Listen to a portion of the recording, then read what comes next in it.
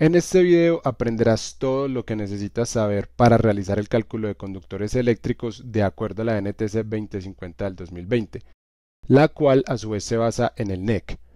Para ello vamos a considerar que tenemos las cargas eléctricas que se muestran en esta tabla. La información contenida aquí es la que utilizaremos como entrada para el cálculo de los conductores de fase, neutro y protección. Lo primero que vamos a hacer es calcular la corriente de cada una de las cargas. Empezaremos con las cargas monofásicas. Para ello recordemos que cuando tenemos kVA nos estamos refiriendo a la potencia aparente, la cual para una carga monofásica se define como el producto de la tensión por la corriente.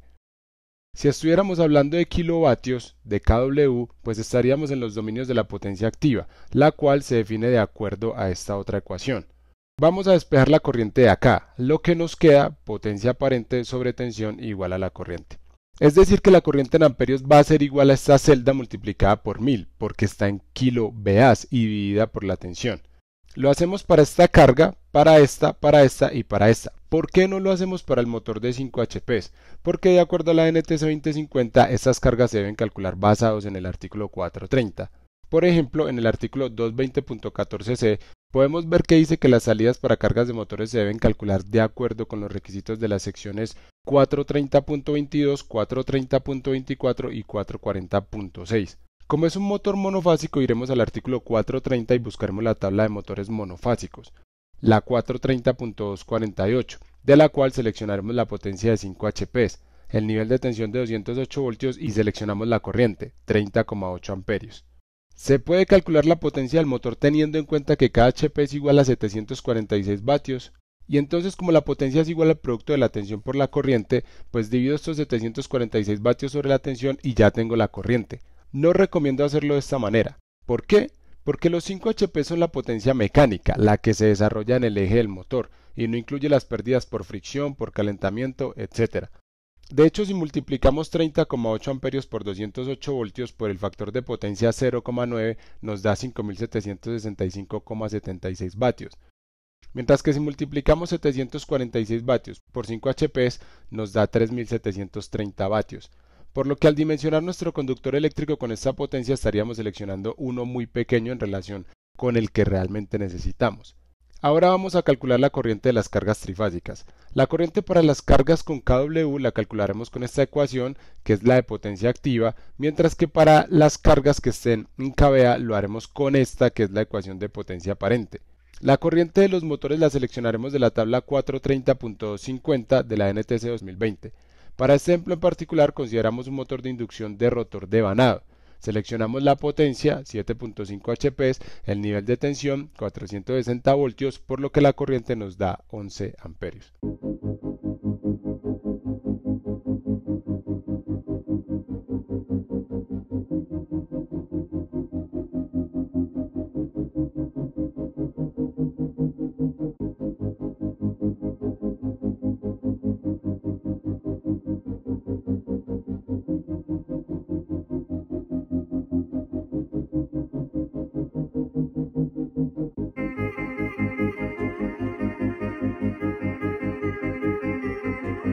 Ahora vamos a ajustar la corriente de acuerdo a si la carga es continua o no.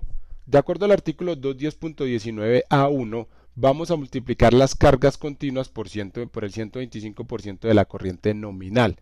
La corriente de cargas no continuas las mantendremos igual a la nominal.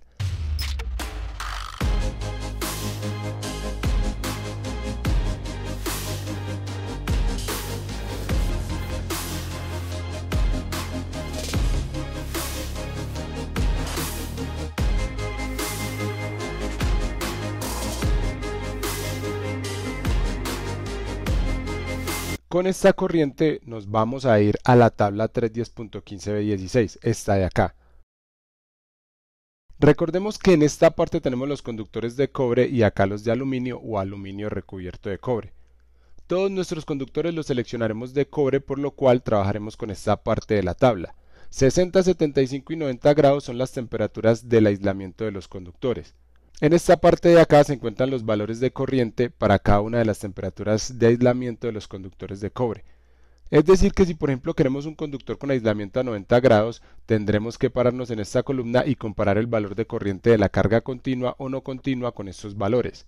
El que sea superior nos indicará el calibre de nuestro conductor. Sin embargo, es importante recordar que de acuerdo al artículo 110.14c, la temperatura nominal asociada a la capacidad de corriente de un conductor se debe elegir y coordinar de modo que no supere la temperatura nominal más baja de cualquier terminal, conductor o dispositivo conectado. Debido a esto, vamos a seleccionar nuestros conductores pensando en la instalación eléctrica de estos. Como estos se tendrán que conectar a un terminal de pin o de ojo y lo normal es que estos terminales tengan temperaturas de 60 grados, pues vamos a seleccionar nuestros conductores a esta temperatura. Vamos a ordenar nuestra tabla de menor a mayor y vamos a ir seleccionando el conductor para cada carga. Empezaremos con el detector de metales, el cual tiene una corriente de 1,9 amperios.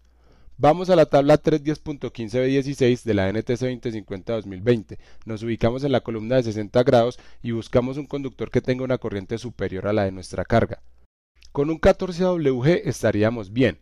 Si estás pensando que tal vez incluso podríamos poner un conductor de calibre 16 o 18AWG, ya que con seguridad estos podrán transportar los 1,9 amperios, técnicamente está bien. Sin embargo, en el artículo 310.106a podemos encontrar los calibres mínimos para los conductores de cobre para tensiones de 0 a 2000 voltios y vemos que este calibre mínimo es 14AWG. Por lo que para esta carga en particular seleccionaremos un conductor de calibre 14AWG. Este mismo calibre se lo pondremos al aire acondicionado, a la máquina encintadora, al puente grúa, a la bomba de vacío y al secador de aire, ya que todas estas cargas tienen una corriente inferior a los 15 amperios nominales del conductor de calibre 14AWG.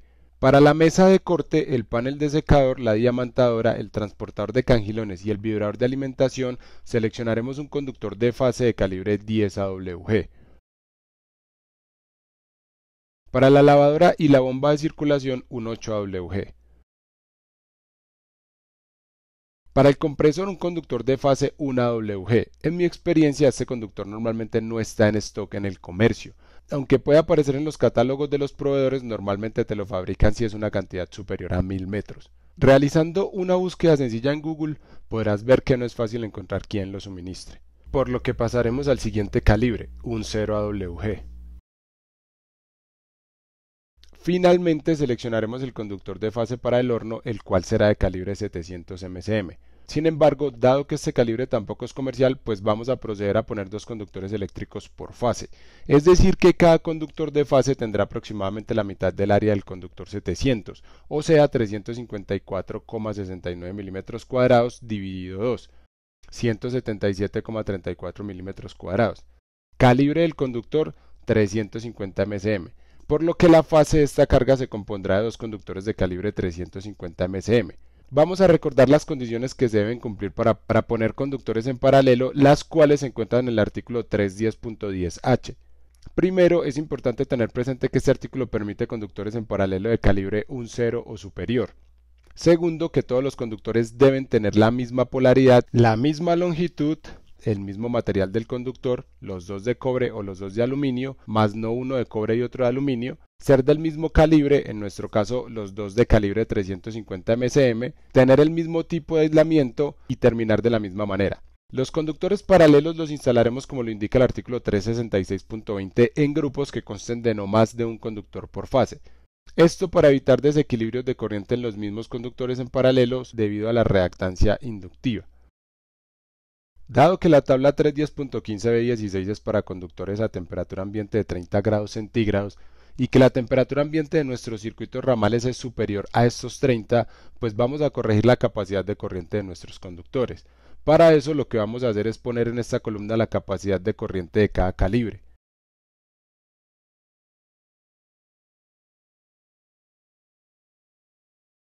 Ahora en esta otra columna vamos a poner el factor de corrección, el cual tomaremos de la tabla 310.15b2a. De la columna de la izquierda seleccionaremos la temperatura ambiente de nuestro circuito. Luego de la columna de 60 grados, que es la que corresponde al aislamiento de nuestro conductor, vamos a tomar el factor de corrección. Dado que nuestros circuitos ramales tienen temperaturas de 36 grados centígrados y 39 grados centígrados, nos encontramos en el rango de 36 a 40, por lo que seleccionaremos un factor de corrección de 0,82.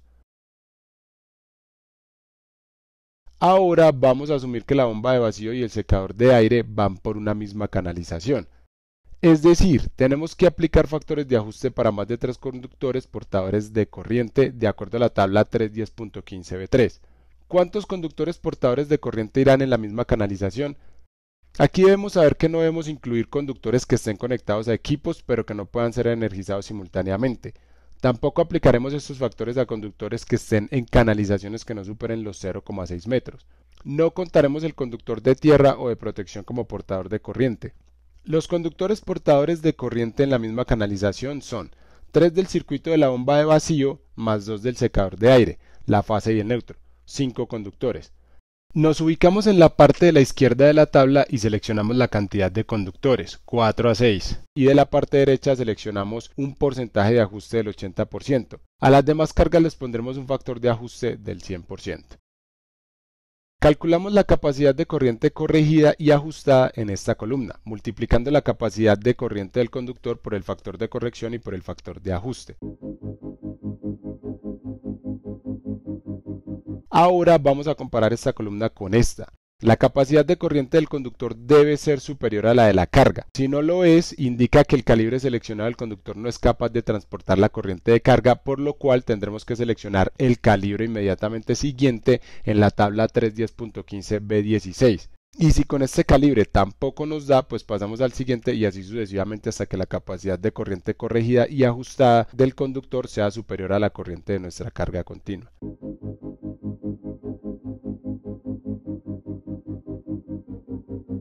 Pasemos ahora a la regulación de tensión. Para circuitos monofásicos la calcularemos con esta ecuación, mientras que para circuitos trifásicos con esta otra. Bien, en estas dos columnas vamos a poner la resistencia y la reactancia de cada calibre, las cuales tomaremos de la tabla 9 de la NTC 2050 del 2020.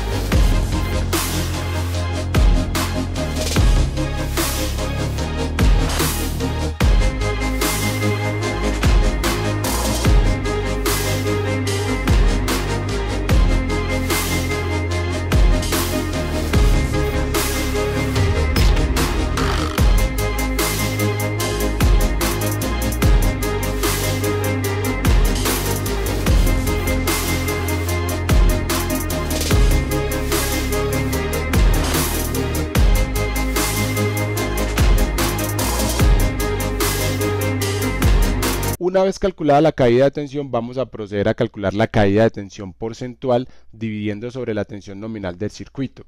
Ningún circuito debe tener una caída de tensión porcentual superior al 3% como lo indica el artículo 210.19a, nota informativa número 4. Para reducir la caída de tensión en un circuito, pasaremos al siguiente calibre más grande, hasta que la regulación de tensión sea inferior al 3%.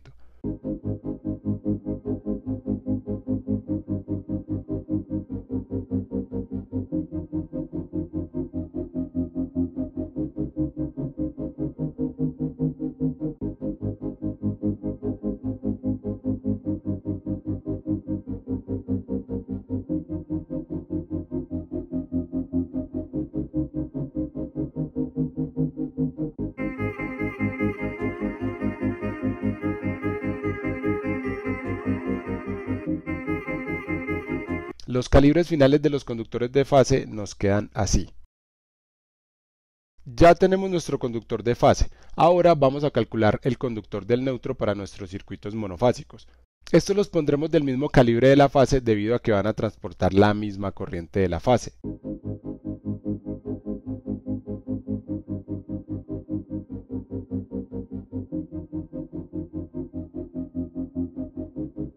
Finalmente vamos a seleccionar el conductor de puesta a tierra de equipos, que es el que va a acompañar a los conductores no puestos a tierra o conductores de fase durante todo su recorrido. Para ello necesitaremos las protecciones de cada circuito ramal. Estas las seleccionamos basados en las siguientes restricciones. Primero, que en el artículo 210.20 se establece que el valor nominal del dispositivo de protección no debe ser menor a la carga no continua más el 125% de la carga continua. Segundo, que los dispositivos de protección están hechos para proteger a los conductores eléctricos, por lo que no podremos seleccionar un dispositivo de protección de corriente nominal superior a la del conductor. Es decir, vamos a seleccionar una protección cuyo valor esté entre esta columna y esta otra columna, basados en los valores normalizados de las protecciones eléctricas de la tabla 240.6a. O sea que para el conductor de calibre 350 MSM pondremos una protección de 500 amperios. Incluso podemos poner una de 450 amperios, ya que esta es más económica que la de 500 amperios. Nos protege el conductor y permite que la carga trabaje sin disparar el dispositivo de protección. Para el conductor de fase, un 0WG seleccionaremos una protección de 125 amperios. Para el 12WG una protección de 20 amperios, mientras que para el calibre 10 una de 30 amperios.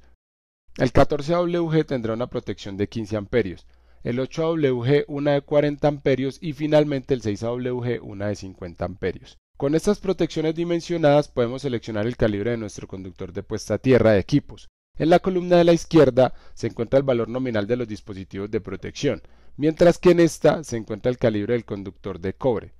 Para la protección de 450 MSM seleccionaremos un calibre del conductor de puesta a tierra de equipos 2AWG, mientras que para la de 125 uno de calibre 6AWG. Para la protección de 20 amperios seleccionaremos un 12AWG y para la de 15 un 14AWG. Para las protecciones de 30, 40 y 50 amperios seleccionaremos un conductor de calibre 10AWG.